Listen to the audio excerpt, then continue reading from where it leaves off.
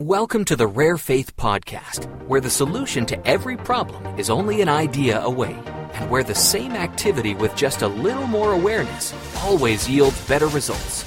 Award-winning best-selling author Leslie Householder brings some of her best information to this inspiring series of life-changing episodes that you won't want to miss. Show notes for this episode can be found at ararekindoffaith.com. Well, you had talked about how you see how God has taken care of you, and you're just wondering, what if this is the one time that it doesn't work out? So there's some fear there. I mean, I know this isn't true. I know that he doesn't operate this way, and yet, there's still this fear of like, what if I have used up all the allowances, all of the grace tickets that were allotted to me? And I guess I think of that in terms of just the laws, too, how when we're not working with them, we're breaking ourselves against them. And so it's not like I have this vision of him saying, nope, last ticket, sorry, used up, but more just like, nope, you keep busting yourself against these laws, and there's nothing I can do to help you. Maybe describe to me, what if? What if you've used them up? What's on the other side of that? What if you've used up all the chances and his mercies run out and there's no more grace? Let's go there. Okay. Let's go there, because your subconscious mind is going to continually be asking that. Its job is to keep you safe and alive, right? If it's constantly saying, all right, I perceive danger that is threatening your very existence, and it's my job to not let that happen. So I have a question for you. What if you're out of grace? What if you've used it up? What if there's nothing left for you? Then what? Well, we're trying so hard to keep our thoughts in faith and in expectation and all those positive things. We're trying to live the laws of thought. But that subconscious is constantly nagging you on that, and all it needs is an answer. And once it has an answer, what if, then it shuts up. So that's let's an interesting question, because death to me isn't the worst case scenario. Death is not the worst case scenario. Sometimes it looks like the merciful thing, right? Yeah, totally. Let's just let everybody off the hook. I totally am with you on that. So death isn't the worst case scenario to me. So when I imagine, okay, worst case is I lose everything and I live in a tent, like literally this is what I imagine, living in a tent on somebody's property that's letting me live there out of charity. And the worst part about that is that the worst case scenario would be my husband would leave me because of all the stupid mistakes I've made. That, to me, is the scariest part of that. But even then, when I imagine myself living in a tent all by myself on somebody's property, there's this little part of me that's like, I can do that. That doesn't scare me. That sounds like adventure to me, which I know it wouldn't be real quick when winter hit. So that, to me, doesn't scare me as much as what hell I would have to go through to get to that point. Oh, okay, yeah. How long would I fight it? How long would I try to save it? All of that crap that I put myself through to keep from getting there, even though there isn't really that scary. That makes so much sense. Wow. Hang on a second. Okay. I need to digest that. Okay. It's almost like I'm not afraid of being in heaven. I just don't want to go through death. Yeah. I don't want to be resistant to it in a way that causes me to suffer longer than necessary, or other people in my life to suffer. When I talk about that, I feel that there's some sort of connection to that and my ability to just surrender, completely surrender my labors, my ideas, my everything over to God so that he can guide me in a way that's less suffering. Right. I feel like there's some sort of connection there, but I'm not sure where. Tell me about your husband. He's awesome. These laws, for example, the laws that you talk about, those are just something that course through his veins.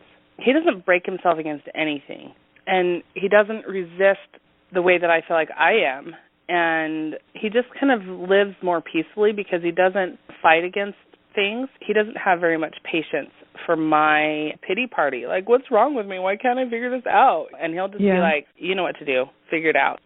But the thing of it is let's say I did just up and say, here you go, they're yours. declare bankruptcy or pay him. I can't do it. You know, there would be a lot of resentment there, I think, for a long time. I think it would be hard. And that's the worst feeling. In our relationship, I don't know how it is for everybody else, but that resentment is the worst. So that's scarier than living in a tent. Totally. Without question. Living in the same exact scenario that we're in now, but passing each other in the hall and not even making eye contact because the resentment. Right. And it's happened here and there over other things, this little 2 or 3 day little tiffs, you know, and then we get to a better place of clarity afterwards. So I know what the feeling feels like. It's not just in my imagination. We've done it, and it's hell. It's the worst. Right. And what about your kids? Is there anything about what your kids would think or do that contributes to the fear of what would happen if it fell apart, if you'd run out of God's help? It feels like a cold rock in my belly is that my younger daughter, we've given her a budget for her wedding, which feels like a lot to come up with, but it's pretty low by wedding budget standards. And she's really sweet about it, but at the same time, she hears other people go like, that's it? That's all your parents are giving you? So she kind of has this conflict in her mind of, is it going to work? Are we going to be able to make it happen with just that? So it's like she's getting all this information, and it's creating fear in her heart, and I feel sort of ill-equipped to assure her because even the budget we've given her, I'm not sure how we're going to come up with it.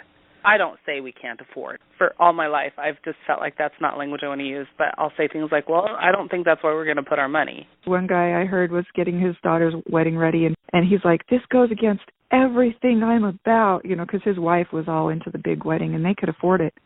And he's like, see if they can stay married for 20 years, and then we'll throw the party. Right.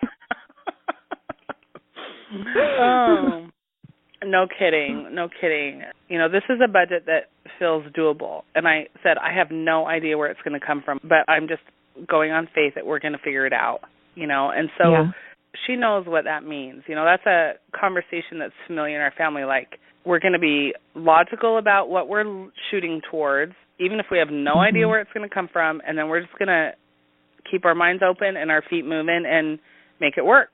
They know that our budget is limited, and that's that. And I'm trying not to hate that. I'm trying not to hate that it's limited. Okay, so let's shift gears a little bit. So back to this surrender. The idea that surrendering might mean surrendering to everything scary that you're trying to avoid and that you know you can avoid if you just figure this out, right? So I was talking to this other person who was just numb from trying and things not going the way they felt like it needed to go, and just to the point of can't feel anything anymore. You know what I mean? If you've ever been there? Yep. I said there comes a point where you can't let go on purpose anymore. Tried it, didn't work. You're afraid to give up because you don't know what might happen if you do. You don't dare stop fighting because it's terrifying to think about what it might look like to let the enemy win. I said I've hit that point maybe 3 or 4 times over my 45 years. Devastating moments, utter exhaustion, a most broken admission to God that I am so sorry, I don't know if I'm going to make it. It was a terrifying thought, with a final and feeble cry for mercy, unexpectedly, not by my faith, I assure you. Immediately and shockingly, the dark feelings disappeared. He let me get to the very precipice and then rescued me as soon as I realized that I had no power to fix it. I needed his power, and he wanted me to know that. So letting go means something a little different to me now. Letting go means becoming fully and 100% conscious of our nothingness and inability to fix it, and thinking of God with whatever sliver of hope still remains. It's giving up on trying, in a way. It's finding out that you can keep trying to the ends of the earth and it will never be good enough. We've been taught that we are supposed to do all we can do and then God makes up the difference, but I think it's a misunderstood principle. Most of us can't figure out how to give it to God until we find out how incapable we are on our own, and we only figure it out after we have tried everything first. It's so hard to put into words, but I told you all this to tell you this. If your heart belongs to God, and it does, then the best thing you can do right now is to give up and surrender it all. Lean in and let him hold you. Whatever is to become of you, just give it to him. Just be with him. Stop trying. Let yourself give up in his arms for as long as you need to be there. Be broken. Feel his compassion for you. There's nothing to fix, nothing to change. Just be with him. He loves you with all of his heart, and he just waits for you to let him heal your heart with his perfect love. Give up, not to the enemy, but to God. It's going to be okay. He won't let go of you. Just feel that. And for tonight, tomorrow, for a few weeks or even months, if necessary. I said I've been there a few times in my life for different reasons, but each time, the rescue, the release, the repair, only began after I was just about to give up in the way I've tried to describe. And I share it because I believe there is a true principle in it. Joseph Smith experienced the same pattern in the Sacred Grove. It says, "But exerting all my powers to call upon God to deliver me out of the power of this enemy which had seized upon me, and at the very moment when I was ready to sink into despair and abandon myself to destruction, not to an imaginary ruin, but to the power of some actual being from the unseen world who had such marvelous powers I had never before felt in any being, just at this moment of great alarm, that's when I saw a pillar of light exactly over my head. The rescue came at the point when he was ready to sink and despair and abandon himself to destruction. Those words exactly describe the feeling I felt right before the rescue. I'd actually never thought of it before, that parallel. I found another example of the pattern. And he said, 'Come.' And when Peter was come down out of the ship, he walked on the water, which by rare faith, he did that amazing thing. He walked on water to go to Jesus. But when he saw the wind boisterous, he was afraid and beginning to sink. So in other words, after finding himself at the end of his faith, he cried, saying, 'Lord, save me.' And immediately Jesus stretched forth his hand and caught him." And there's another one in Mosiah 27. "Nevertheless, after waiting through much tribulation, nigh unto death, the Lord in his mercy hath seen fit to snatch me out of an everlasting burning." He was snatched at the very moment that he was nigh unto death, or ready to sink into despair and abandon himself to destruction. It says, "I was in the darkest abyss, but now I behold the marvelous light of God. My soul was racked with eternal torment, but I am snatched, and my soul is pained no more." All of these examples show a pattern of giving up.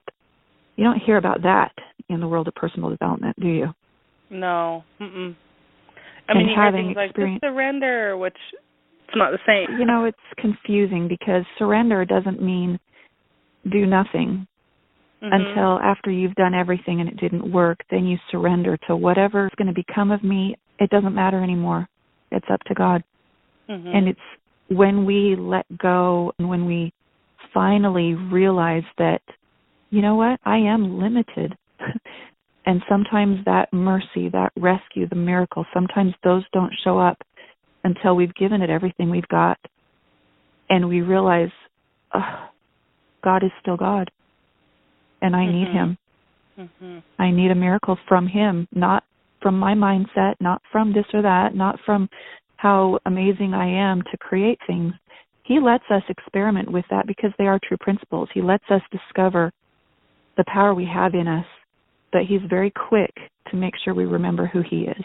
Well, I feel like that's at the heart of all my struggles that I could assign different topics to. You know, I could say, oh, this is my money struggle, this is my body struggle, this is whatever, but I feel like the common thread in all of that is I want to be one of those people that wakes up in the morning and says, okay, tell me what to do today. You know, I want to be led. I don't want to be imposing my agenda on everything all the time. I want to be acting on ideas with total faith and all of that. And there's this point that I took your course. One of the lessons there was talking about rock bottom and how you can choose your rock bottom. And I don't know if it was just my limited understanding at the time or there's more to it or what, but I feel like I've chosen my rock bottom. How come nothing's shifting? You know, like I want this to be my rock bottom. More than anything, I want to be able to completely surrender.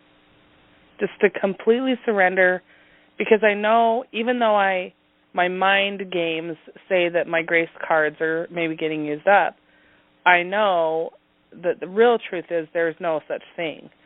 There's no such thing as a tally. And I've witnessed it in people's lives. When I really dissect my own life, I see, yep, God always rescues me right at the end. Literally, the bill is due today, and oh, good, I made a sale because today, kind of a thing. And then I feel stuck. I feel stuck at my ability to truly surrender because I think, okay, this is my rock bottom. I surrender. It couldn't get bleaker. I couldn't feel more on the precipice, more numb, more whatever, and yet the relief doesn't really come. And so I think, okay, well, I guess I haven't really surrendered. Here's my question. What if we look at this a little differently? I know you talked about your ideal life vision, and you said you want to update that, but with or without that, you probably have a pretty good idea of how you'd like to feel in life, right? Yes, without question. It's clear as day to me. So that's clear. Now, here's the question. What kind of a time frame do you want or expect that to be accomplished? Realistically, when by now. Do you okay, now. Okay. By now. I should have been there by now. We're on to something. Here we are. I think I know where this is. So, letting go and surrendering is not surrendering to never having the nickel. Okay? I think with what your experience has been, what I see you holding on to is the when. It's all about the when. WHEN? Uh-huh. Okay. Think about that for a second. Yeah, and I know that's tied into the blessing and the curse of my pattern as I digest a lot of self-development material. I've recently said, forget it, I just need a dumb novel. And I've listened to some good novels as a result, just like stop fighting. I need to just stop trying so hard and just give myself a break. I know what I need to know. I'm just trusting that I know what I need to know. And that what I don't know that I need to know is God's business. The common thread for so long and what I keep picking up and things is, are you willing to receive? Are you going to love yourself enough to be willing to receive all the abundance God has been holding in trust for you? And I say this kind of like snarky, but it's just been a very heavy thing. Like, okay, my job is to be willing to receive.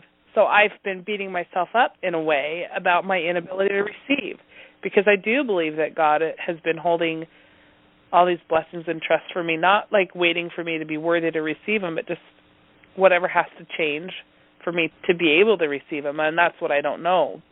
The way you know you can feel the blessings you know that are there for you, would you be okay if you want them in February of 2017, but God's got it lined up to be its greatest version in, say, March of 2021? What if March of 2021 is the gestation for what you seek?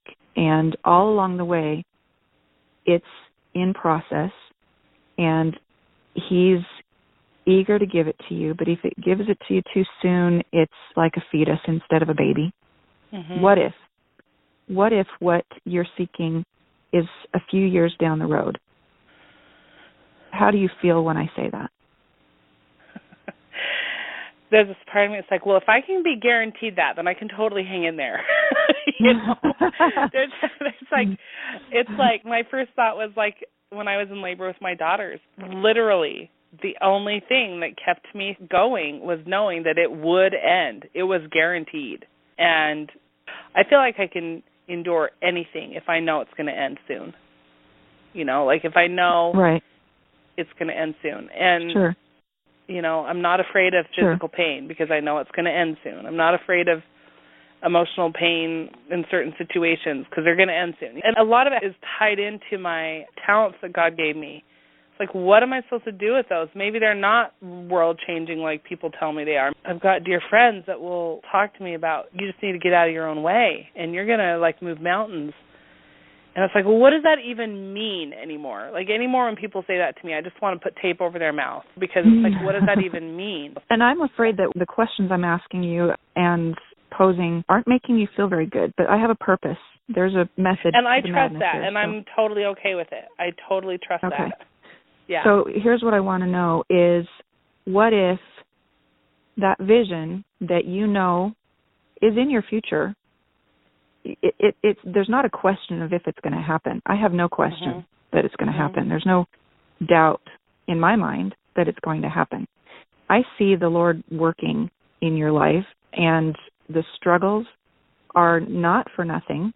They are very carefully designed and custom made for you. And I've seen enough of this confusion and despair on the front side of amazing changes. So I'm not worried about where this is going for you. For you. I'm glad one of us is good. I will lean on your faith until I have enough of my own. Okay. But here's the other question. If that outcome that is inevitable, it's inevitable. He doesn't give these kinds of dreams. I mean, you could go back and count all the times that he has blessed your life to the path that you're on, right? Yes. That was no accident. For sure. No accident. A lot of things just came naturally and easily and by way of just the right phone call at the right time or, Right. So, yeah, absolutely. Right. Okay, so you recognize it's been there before. Lean on my confidence that it's there now and going to be there for you all along the way. So say we pass on, we're old people, we die, and we're talking about what earth life was like for us. All right, you and me hanging out in heaven saying, man, do you remember those days when? It was super hard. That was hard. Man, that was hard. Oh, my gosh. Can't believe how hard that was. So we will sit in a garden somewhere and have that conversation. It'll be fun. Okay. And so imagine that we're talking about that, and you say, and I had no idea that it was going to be another 15 years at that point. But oh my heck, I wouldn't have had it any other way now that I know what I know. Imagine that's our conversation. I'm not going to say that's what it will be, but imagine if it were. If you knew that that life you're working towards is 15 years from now, what would you do with today? How would you approach today? My first thought is to just take care of what's right in front of me. To not let the whole elephant on my chest kill me, but just today I'm doing this thing. Today I'm just one foot in front of the other, I think, is the best I know how to answer right now. Imagine yourself doing that today. Picture today, what you're going to do today. Close your eyes and just be quiet for a minute while you imagine yourself doing today's tasks with an understanding that it's going to happen in about 15 years. So feel yourself doing today's duties with a different feeling. I notice that the uptightness backs way off. Like there's no point in being uptight because it's just going to take the time it takes. Right. It feels like relief, Exactly. It's surrendering. You've surrendered to 15 years. Do you feel that? Yeah. And I know that a lot of my peace in my life and my relationships has more to do with how uptight I am than it actually does with what bills are in front of me. Exactly. And have you noticed that things go better when you're there? Yeah, a lot. And even if they go the same as they were going to go when I was uptight, they feel it better. It's still better. Exactly. Yeah. And so if you surrender to the 15-year plan, it causes you to live in peace now And because you live in peace now, things go better and opportunities come to you better and you feel happier and all of those things. And you may find out that what you were surrendered to the 15-year plan, you find out maybe 2 years from now, look what happened. Oh my gosh, it didn't take 15, it only took 2. But it's because of my letting go. I let go. God knows what you want, and he knows when you want it, and he knows you need it, and he knows you need it last week. All of that's in his, he's the manager of the universe, you know, he gets it. And so by leaning in on letting him worry about the details and knowing that I don't have to hold this vision all the time and feel it all the time. I planted the seed. You can plant it once. Plant it once, feel it once, be grateful for it once, and then just go about your life with the 15-year plan in mind. And you're going to find yourself getting more done. You're going to feel better. Everybody around you is going to be happy. You're going to attract more clients. Everything's going to go better because you let go. That's what letting go looks like. That's like the most connected I have ever felt to letting go without it feeling like a fight. Yeah. This is a part of this conversation, you know, trusting that I know what to do, trusting that God's going to guide me, trusting that he's not going to let me screw it up too bad, just all the versions of trust. Oh, no, how is this going to work out? What if it doesn't? Is, you know, the credit card company is going to call me, just all that stuff. So I thought, well, it feels like I need to give more of my heart to envisioning how I want things to feel. Every money thing I want to get paid off is because I want to feel freedom. The feelings that I want to feel are what I'm chasing, you know, when I'm chasing something. And working hard, how can I feel that right now? You know, how could I feel that freedom right now? Does surrender include working on, like intentionally and consciously working on the vision statement or even the vision in my head? Or do I even just let that go? When you're not sure what to think, you never go wrong by imagining yourself in heaven looking back on life and reminiscing about those days. It kind of keeps things in perspective, and you're probably not likely going to think back on how hard it was feeling the same horror that you felt in it. Thinking back on terror and horror is different than experiencing it, right? Yeah, totally. And so thinking back on it with relief, thinking back on it with awe and amazement at what came out of it and why that was so good, you know, the law of polarity, that felt awful, but look, it was all made up for. Oh, my goodness, you know, or even if you don't want to think about being in heaven, you could be thinking about 15 years from now. Man, we figured it out. Look at what we got through. Look at what we learned. Look at where we're at. Right. Imagining the relief of it more than imagining the receiving the money you needed. Right. When I have people do their goal statements at the midterm, at first it's, I'm so happy and grateful now that I have received X, Y, or Z, or now that we have this house, or whatever. But part 2 is, all right, you're on the last day of your life looking back on all of that. What really mattered? How do you feel about what you accomplished?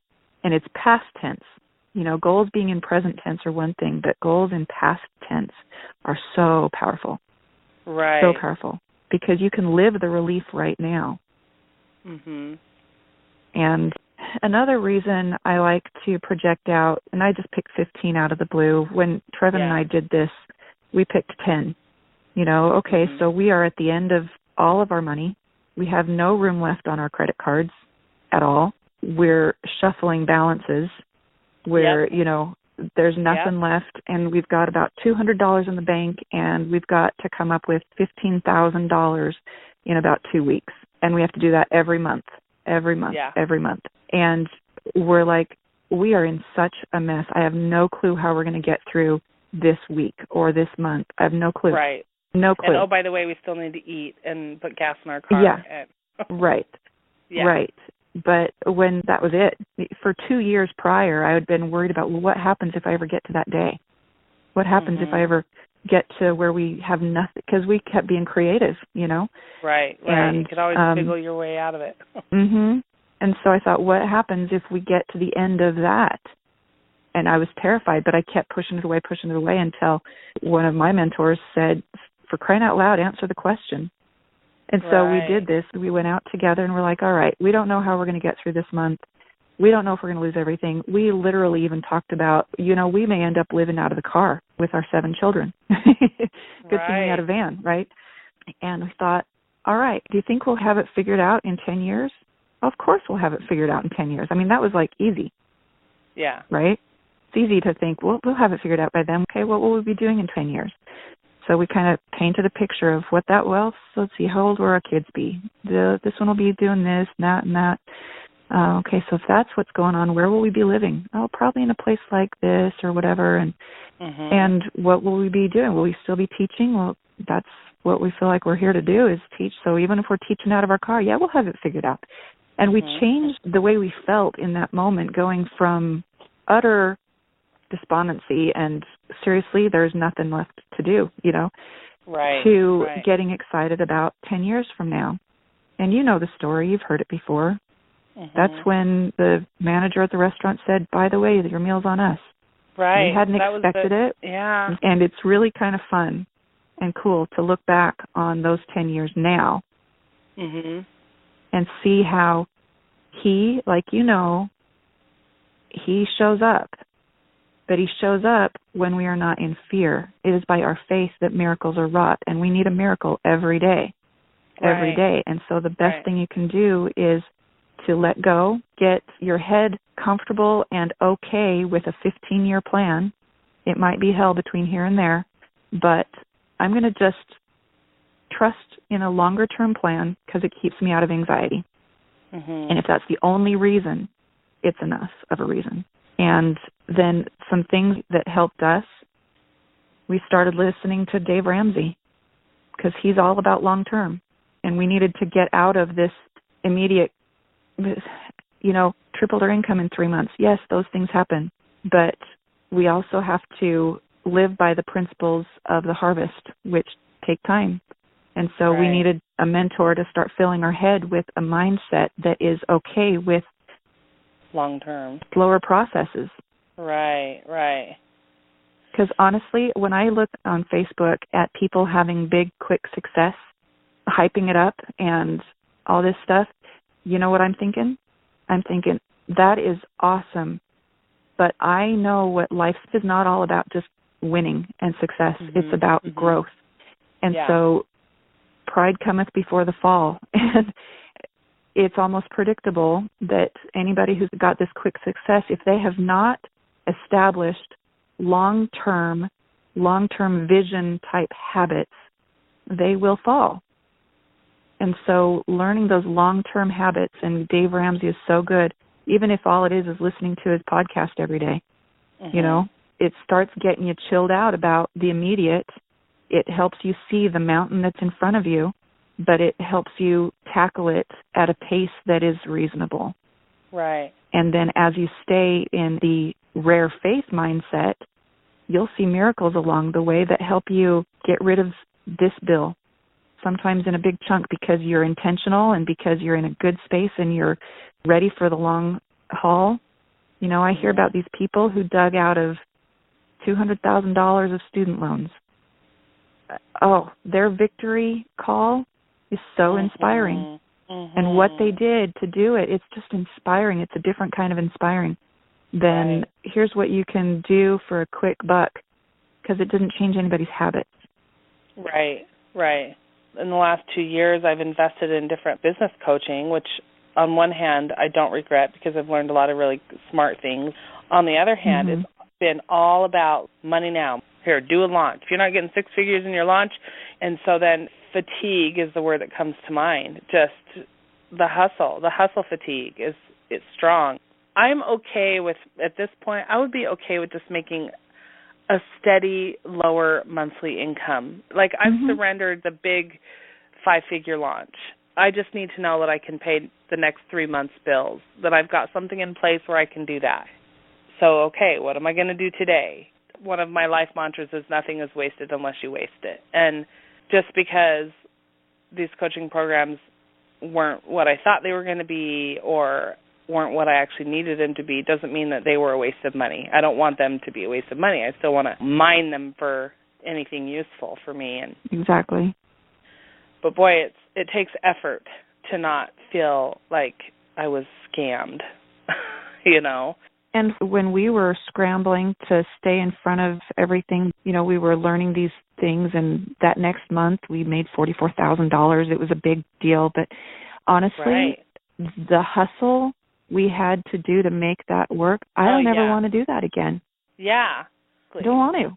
This is not going to work. This is not the wife I want to be, the mom I want to be, the dog owner I want to be, like, you know, physically, just it's taking my body down. It's like, okay, that's not going to work.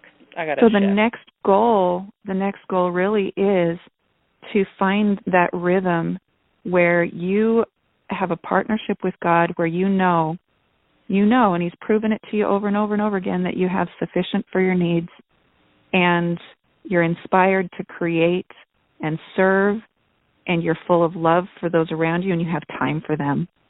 And as you're here doing that He keeps lining up the customers for you, that He keeps lining up the inspiration for you, and all of these things. And as you figure this out, you are going to be an inspiration to a lot of people who are 2 steps behind you trying to figure it out. And so He has every reason to help you succeed at this. And success not meaning $1 billion in the bank or a fancy house. It's, I've learned to let go. That would feel so good. It would feel so good. And it's something you can practice every day. And every time you start feeling that anxiety, 2 things. Remember, you're on a 15-year plan, or you pick the number, whatever. However far you have to go out to know, oh, surely I'll have it figured out by then. Right. You know, whatever that is. It might be 6 months. Who knows? Just however long you feel like you know, definitely I'll have it figured out by then. That's 1.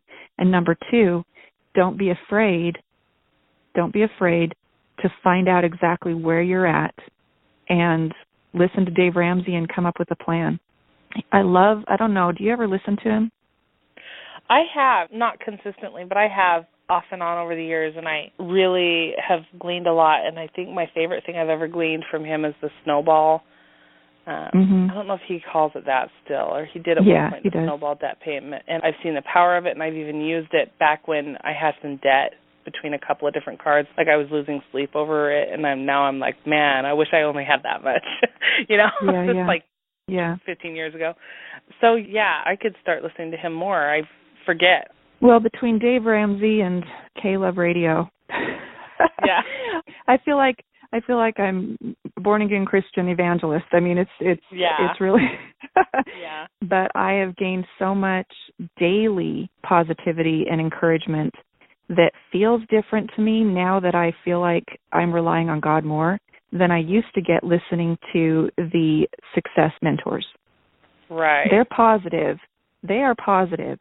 But there's a different kind of positivity that comes through Dave Ramsey and K-Love Radio that keeps me grounded and keeps me relying on God and fills me with love and hope, and it makes me a better mom. It gives me better patience with my own goals.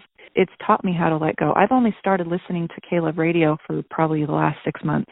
I used to get in my car, and I'm like, I was never organized enough to get CDs in there of my favorite tunes, and I didn't know how to do it on my phone without eating up all my storage. And then I was flipping through, and then suddenly I'm like, okay, some of these feel really cheesy to me, but I started listening more and more and more, and I'm like, oh my gosh, these are so inspired, and it has kept me in a place of faith more consistently than I have ever been that I can remember. Like, oh man, I got to share that. Yeah. Even if nobody knows my name, and I never write that best-selling book that's been pecking at the back of my mind since I was 4. Like, if I could just have lunch out with my girls a couple of times a month without feeling rushed or stressed, you know, ease. Yeah, and you will. That doesn't have to be 15 years away. That can be this week. That could be today. That could be, that's right there. One thing that's been carrying me through when I'm feeling like in that rock bottom, I mean, I don't mean to sound like I'm a hero worshiping you, but the way you present these principles, it's exactly what I need. It's that whole package of law of attraction versus let God do all the work. Like it's that like perfect hybrid that I need for my soul to be satisfied with the guidance and stuff. But I appreciate any little lifeboat, little dinghy I can hang on to for faith, because I definitely feel like I'm, more often than not, I'm Peter gulping on water that's lapping over my face, and I'm not asking to be rescued the right way. Well, you think about what he must have felt when he finally called out for help. I mean, he's doing it on his own, and he's doing something amazing because of his faith. That was real fear, fear, unembarrassed cry out for help. I mean, he wasn't going to worry about what anybody thinks, because he's gotten past that part. Yep. He is beyond caring what anybody thinks. There's not time for that in this moment, Well, I feel so much more peace right now than I have felt in a long time. Thank you for that. Good. Awesome. Thank you so much for this. I really appreciate it, and I'm excited for Genius Boot Camp. Oh, I'm so excited for you to go. It's going to work out somehow. It's going to work out. So, thank you. Have a great week. Take care. Bye-bye. Bye-bye.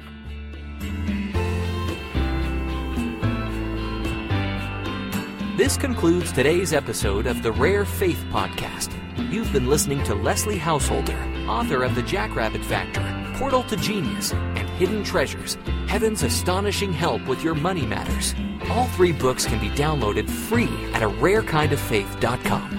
So tell your friends and join Leslie again next time as she goes even deeper into the principles that will help you change your life.